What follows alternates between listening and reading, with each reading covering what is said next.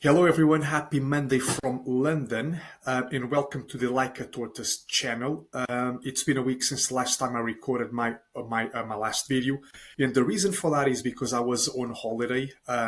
In fact, it was my first and only week off on holiday. I had a great time in sunny beach, Bulgaria. Did manage to wind down and to make the most of those days off, which is very important, right? Because it's important to get the energy back up, even though I always feel with great energy. Yeah, it's great to be back, and welcome to the channel once again.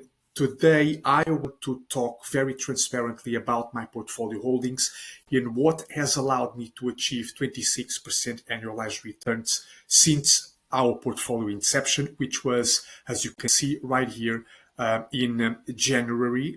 Let me have a look. Yes, this was in January 29, 2024. So the portfolio is almost 2 years old. And I had been compounding before, but this is the official Like a Tortoise portfolio. Okay. And so I want to make it as transparent as possible, including the size of my account and also my current holdings. Okay. By no means is this my net worth. In fact, over the next few months, I intend to have my all my investable assets in this portfolio, and so I still have quite a bit of money spread across different accounts. But this portfolio, this account with interactive brokers, is by far the most important one because it's going to be the Like a Tortoise official track record, and so I want to have most of my assets right here, very transparently. Okay, and so you can see that so far this has achieved a rate of return of about 51.57%. Bear in mind that when I mentioned, so 51.57%, this rate of return typically can be quite volatile. And the reason for that is because I only have 6 holdings. And so the fewer your holdings, the more volatile your portfolio, because, it's just the nature of the beast, right? The more, like having many holdings will spread you out too thin, but at the same time, that guarantees the market rate of return for my personal experience. And so I prefer to understand what I own very well, as you guys who have been following the channel already know. And that means I cannot own more than, like, in my opinion, 8-10 companies at any given point in time.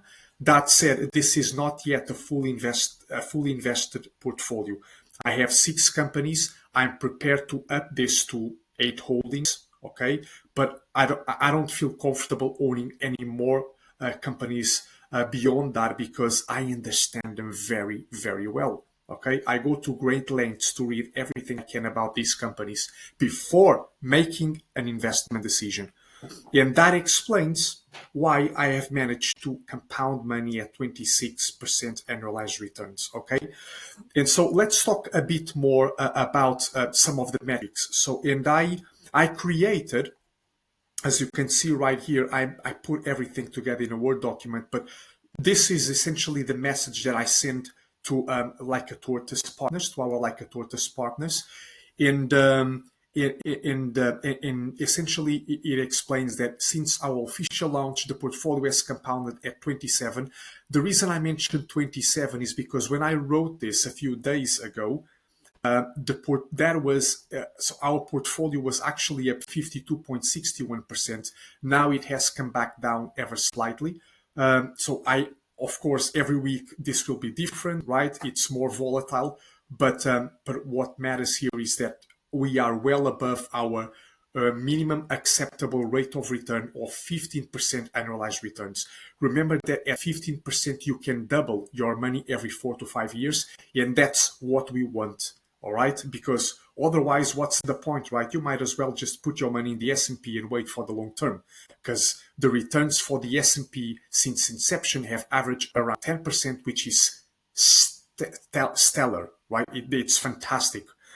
So, okay, in any way, we are achieving about, you can see that the S&P over the same time frame has achieved about 19%.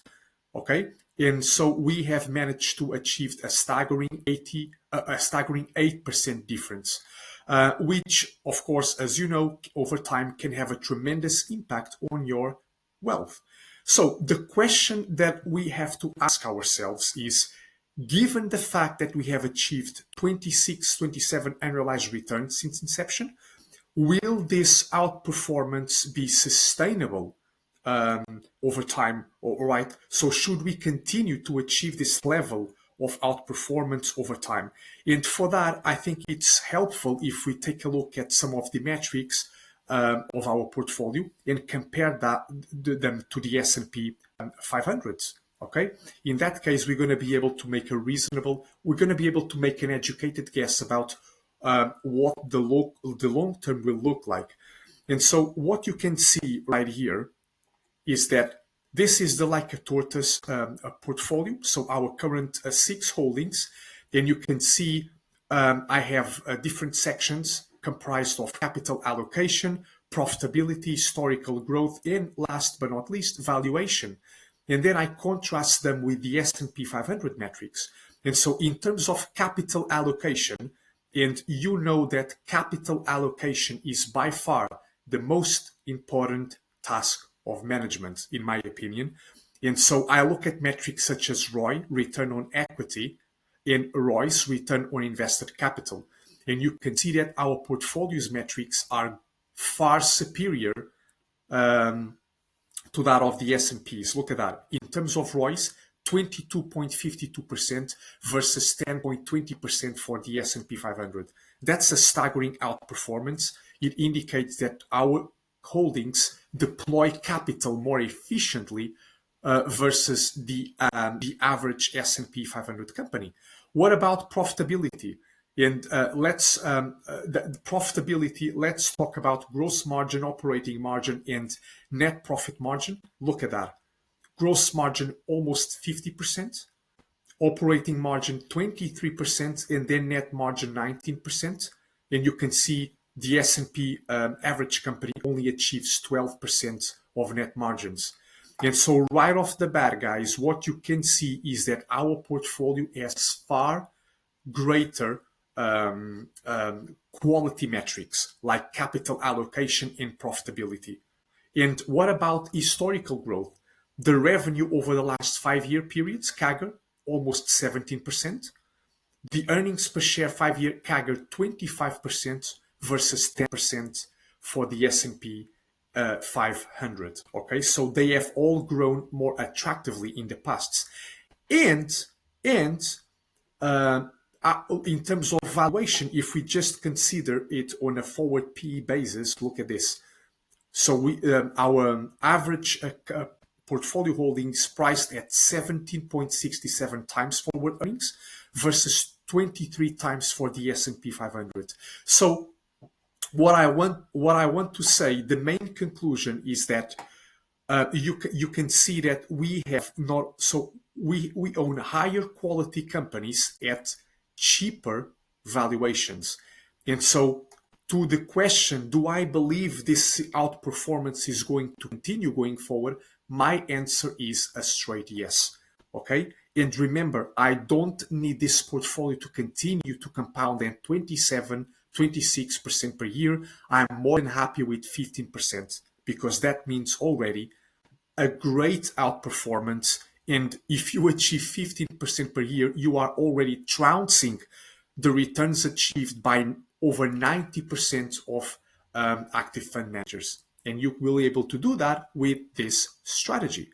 So here's another interesting fact that I also shared with our members is that so on top of having achieved this level of outperformance, what's more interesting is that we have achieved it without owning any of the Magnificent Seven companies. And that means the big tech names, including NVIDIA, Microsoft, Meta, Google, Tesla, Netflix, and Amazon. Why is this important? Because for those of you who don't know, all these companies, all these high-flying tech names, have been responsible for over 35% of the index's returns last year. Okay, that's staggering. So for those of you who think you are buying 500 a piece of all those 500 companies, I mean, essentially the levels of concentration are so high at the moment, right, that you are essentially betting on all these companies to continue to outperform when you put your money into the S&P 500. So bear that in mind. Many people don't know this, which is quite well, which goes to show that many people don't know what they are doing. They think they are buying a well-diversified S&P 500, but when in fact they are actually concentrating into 7 or 10 companies. So take that into account. What will happen once those once the valuations come down, or if they may, or for example, if they miss on revenues and earnings expectations, we know that the stock prices that are priced for perfection can come crashing down. Okay, and that will affect the S&P 500 returns as well. Okay, so in my opinion, this is very risky investment at current levels. In fact, now that we are on the topic of valuation, of S&P valuation, if I show you this right here, let me start with this chart right here. Look at that. Periods of extreme concentration during the past century. This is 2023. Well, where we are right now is not that different. You can see that the levels of concentration haven't been this high since 1932. Okay, which is incredible. And look what happened at the height. Look what happened at the other peaks. Okay, it didn't end very well for the market. And another thing is, look at this: the S&P 500 Shiller P ratio. Look at that, 38.80. So you are playing with fire. Those who are betting that the S&P 500 is going to continue to deliver the staggering returns over the last several years, maybe in for a big surprise. Okay, take that into account. And yeah, so we have our again, our portfolio holdings have better quality metrics and are priced way cheaper. And so I do believe this outperformance will continue. My advice remains the same. Make investment decisions grounded in our principles and framework, and you will do very well over time. Avoid speculative bets and trendy names that most likely won't stand the test of time. Your hard-earned money is too precious for that. So this is very important. And then, of course, I've been receiving great messages from many of our community members, which I refer to as partners, because we are in this game together, and many of them have been killing it as well, which makes me very happy indeed.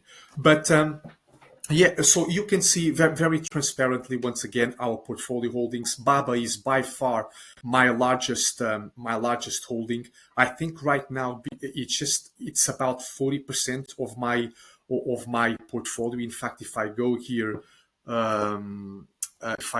to performance, and then if I go here to asset classes, let me expand this. Where is it? Bear with me 1 second while this loads.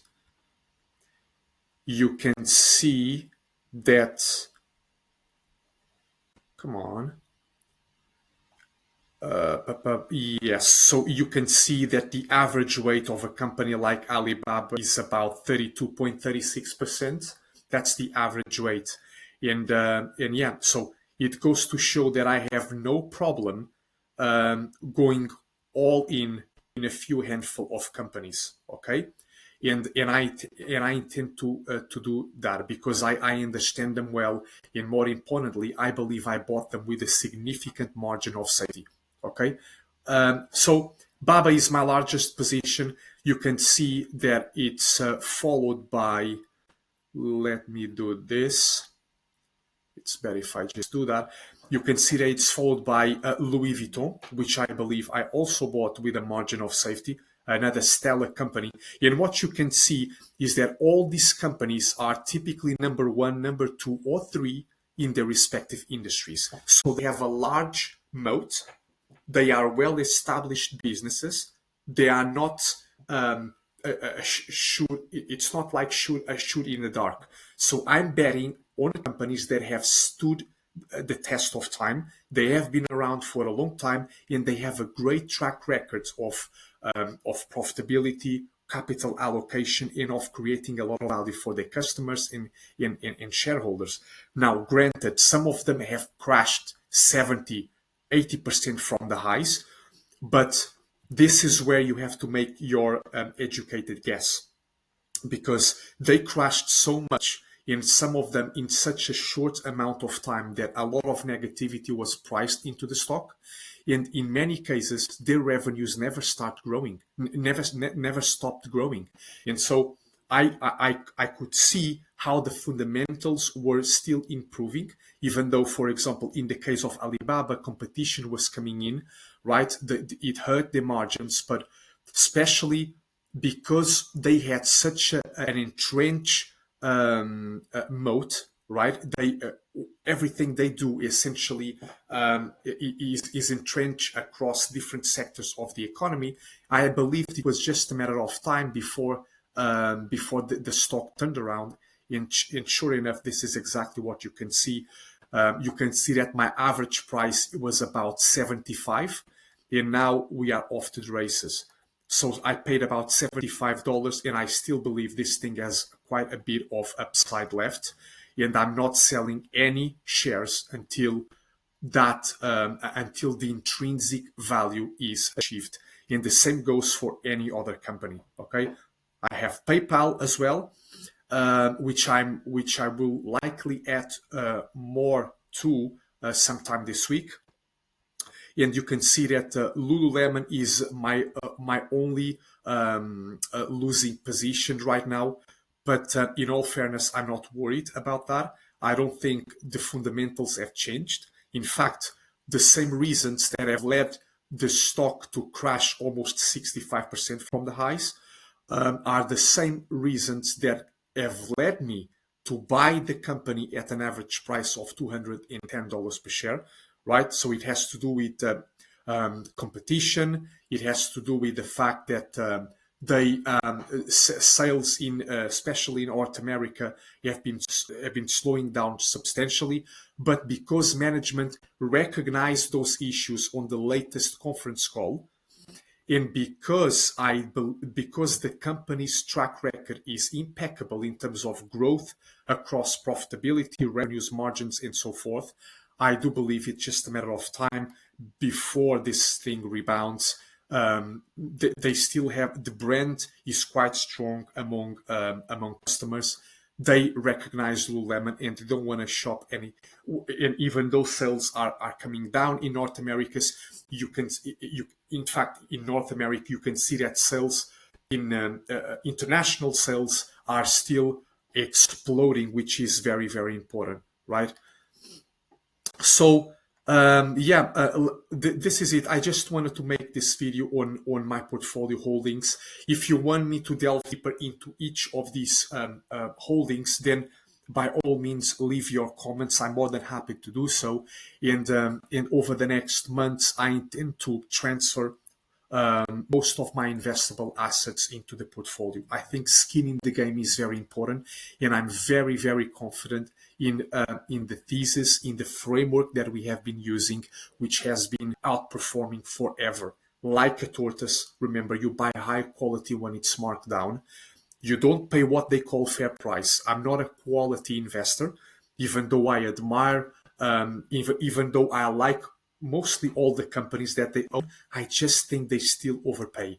And what I find is that if even great companies can go through periods of uncertainty, and that same uncertainty can cause the stock to face heavy selling pressure, and that's when you should attack, provided the story hasn't changed. So I hope this was insightful, guys. Please share it if you find that to be the case, because that will certainly help the channel to grow. And let me know if you liked it and if you want more videos of this type. Have a great rest of your day.